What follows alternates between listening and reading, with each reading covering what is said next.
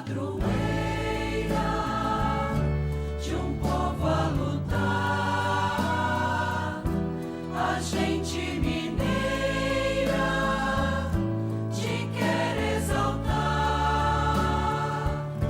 não só lá na serra.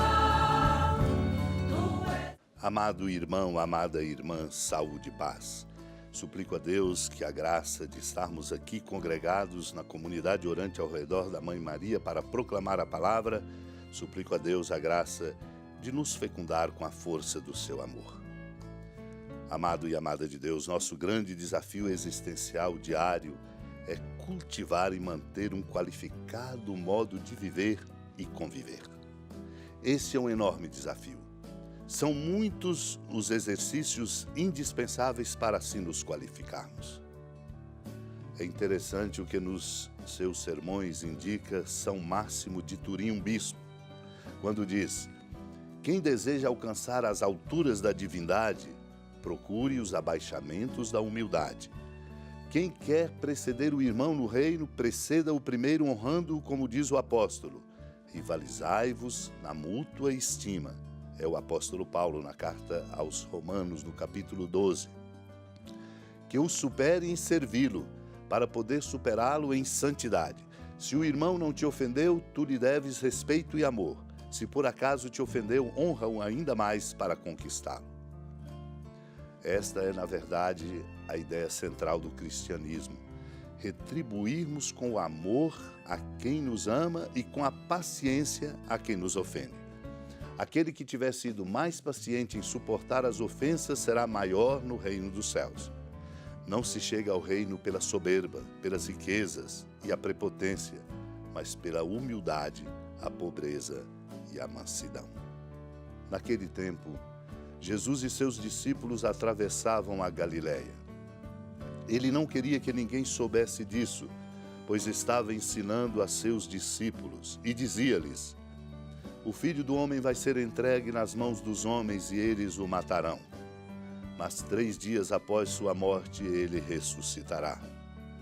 Os discípulos, porém, não compreendiam estas palavras e tinham medo de perguntar. Eles chegaram a Cafarnaum. Estando em casa, Jesus perguntou-lhes: o que discutíeis pelo caminho? Eles, porém, ficaram calados, pois pelo caminho tinham discutido quem era o maior.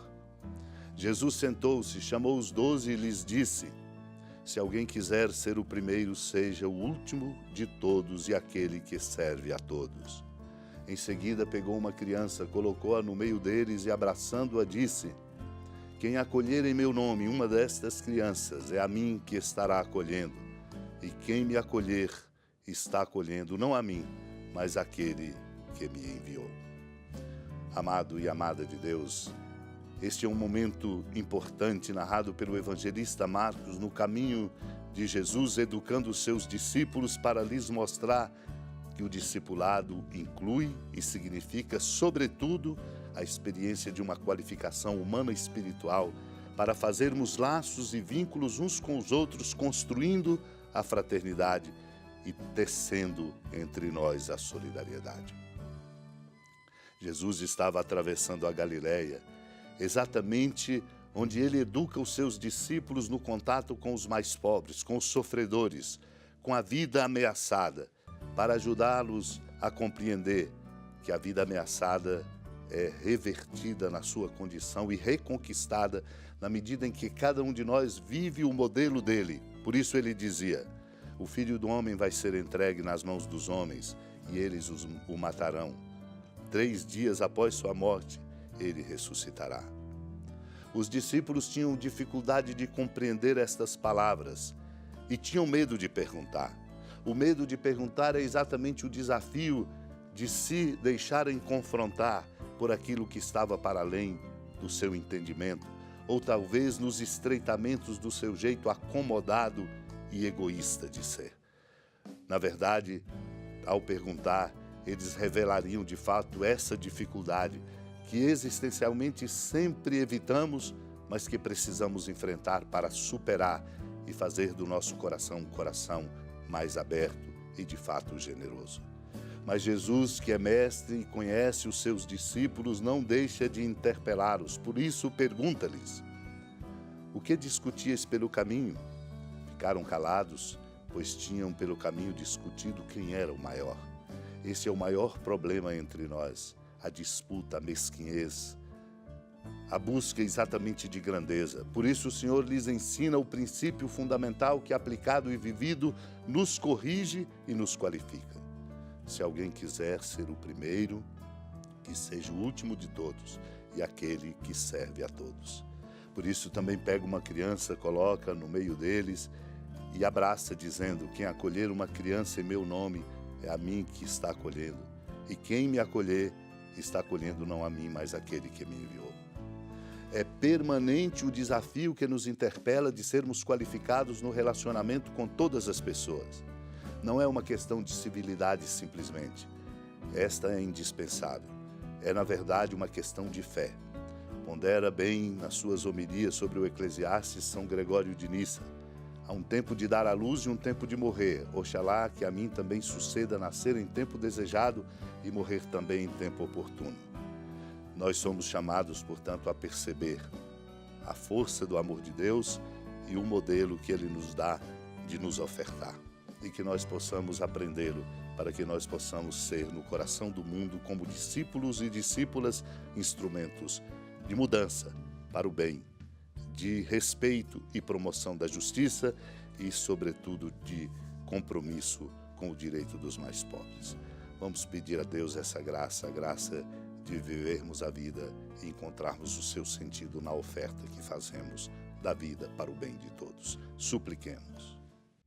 Senhora da piedade, Mãe Virgem do Cristo Deus. Lembrai-vos, ó piedosíssima Virgem Maria, que nunca se ouviu dizer que alguém daqueles que, tendo recorrido à vossa proteção, implorado a vossa assistência e reclamado o vosso socorro, tenha sido por vós desamparado.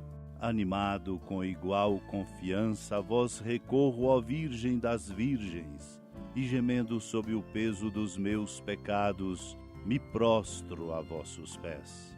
Não desprezeis as minhas súplicas, ó Mãe do Verbo encarnado, mas dignai-vos de as ouvir propícia e de me alcançar o que vos peço. Amém. Feliz padroeira de um povo a lutar, a gente mineira te quer exaltar,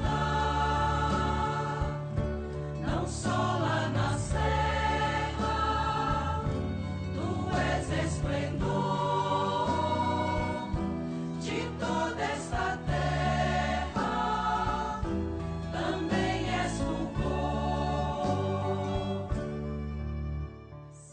Amado irmão, amada irmã, com alegria, do Santuário Basílica da Padroeira do Estado de Minas Gerais, a Senhora da Piedade, que da sua casa de clemência e bondade nos acompanhe e nos abençoa do alto da serra, magnífica arquitetura divina, a bênção de Deus, amor misericordioso.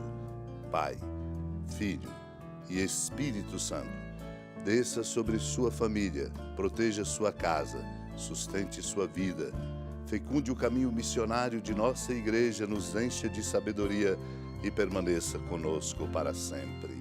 Amém. Feliz padroeira